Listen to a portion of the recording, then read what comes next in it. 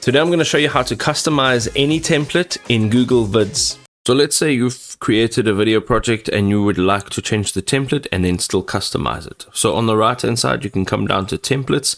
Over here, you will see it says templates, and it'll give you a bunch of different ways to filter out what type of templates you're looking for. Okay, so we've got function, design style, color, industry, and then we can just have a look at all of them. Now, let's see what they actually have to offer.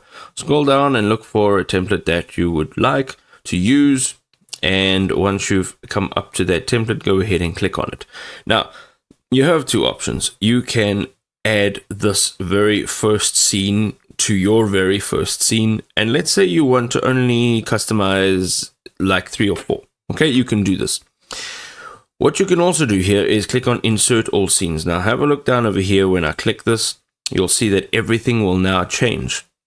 And from here, you can change the style. So let's say that we want it. Let's say we want to change the color over here.